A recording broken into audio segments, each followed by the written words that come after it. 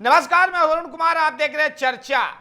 Raipur consumer court ने E20 petrol विवाद में एक बड़ा फैसला सुनाया है। कोर्ट ने कार मालिक के पक्ष में आदेश देते हुए मारुति कंपनी को नई E20 स्पोर्टेड ग्रैंड विटारा देने का निर्देश दिया है। अगर तय समय में वाहन नहीं दिया गया तो कंपनी को 20,50,000 रुपए से ज्यादा की राशि लौटानी होगी। साथ ही मानसिक क्षतिपूर्ति और वाद खर्च भी देना होगा।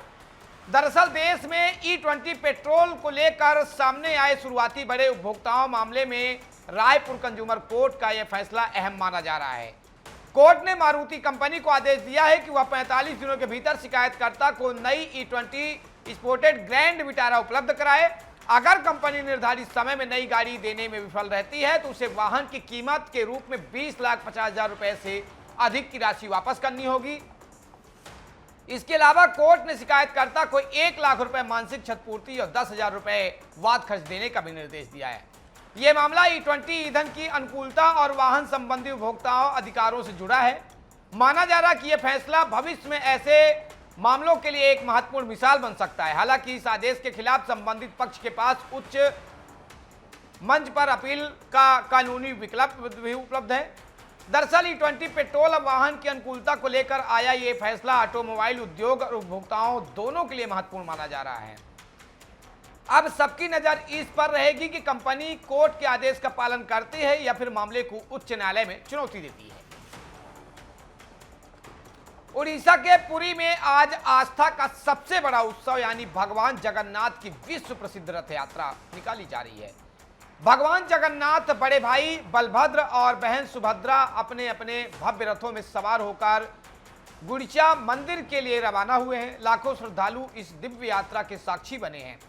पुरी की सड़कों पर आज भक्ति और उत्साह का अद्भुत संगम देखने को मिल रहा है। भगवान जगन्नाथ, बलभद्र और सुभद्रा 3 अलग अलग विशाल रथों में विराजमान होकर गुंडीचा मंदिर की ओर प्रस्थान कर रहे हैं। लोक परंपरा के अनुसार गुंडीचा मंदिर को भगवान की मौसी के घर माना जाता है। रथों की रस्सियां खींचने के लिए लाखों श्रद्धालु उमड़ पड़े हैं क्योंकि इसे बेहद शुभ और पुण्यदायी माना जाता है। तीनों देवता गुंडीचा मंदिर के 7 दिनों तक विराजमान रहेंगे। इसके बाद 24 जुलाई को बहुड़ा यात्रा के जरिए मुख्य श्री जगन्नाथ मंदिर लौटेंगे। वापसी के बाद भी भगवान 2 दिनों तक रथ में ही भक्तों को दर्शन देंगे और 27 जुलाई को पुनः मंदिर में प्रवेश करेंगे। इस पूरे आयोजन के लिए प्रशासन ने सुरक्षा और व्यवस्था के व्यापक इंतजाम किए हैं। रथ यात्रा समाप्त होने के कुछ समय बाद मंदिर प्रशासन रथों को खोलने की प्रक्रिया शुरू करेगा। परंपरा के अनुसार रथों के कुछ हिस्सों की नीलामी या बिक्री की जाती है। पिछले वर्ष भगवान जगन्नाथ के रथ के एक पहिए की न्यूनतम कीमत करीब 3 लाख रुपए, बलभद्र के रथ के पहिए की 2 लाख रुपए और सुभद्रा के रथ के पहिए की 1.5 लाख रुपए तय की गई थी। हर वर्ष करोड़ों श्रद्धालुओं की आस्था का केंद्र बनने वाली पुरी की रथ यात्रा केवल एक धार्मिक आयोजन नहीं बल्कि भारतीय संस्कृति, परंपरा और सामाजिक समरसता का विराट उत्सव है। देश विदेश से आए श्रद्धालु इस दिव्य यात्रा में शामिल होकर भगवान जगन्नाथ का आशीर्वाद प्राप्त कर रहे हैं। जुलाई से शुरू होने जा रहे संसद के मानसून सत्र से पहले सियासी हलचल भी तेज हो गई है। चर्चा है कि केंद्र सरकार एक बार फिर महिला आरक्षण से जुड़े प्रावधानों और लोकसभा सीटों के परिसीमन से संबंधित विधेयक को आगे बढ़ाने की कोशिश कर सकती है। ऐसे में संसद का नंबर गेम और सहयोगी दलों का रुख बेहद अहम माना जाता है।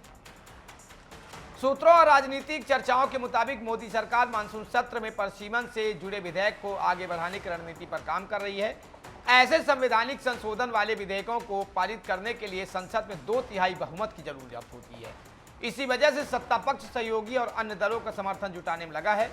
बीजेपी के नेतृत्व वाला एनडीए अपने समर्थन का दायरा बढ़ाने की कोशिश कर रहा है। वहीं कांग्रेस समेत विपक्षी दल भी सरकार की रणनीति का मुकाबला करने के लिए साझा रुख तैयार करने में जुटे हैं।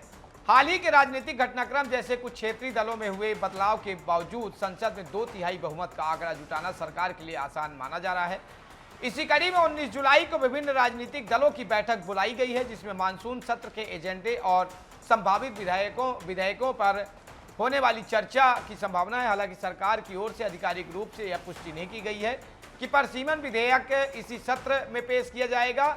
ऐसे में सभी की नजर संसद के पहले दिन और सरकार के विपक्षी एजेंडे पर टिकी है।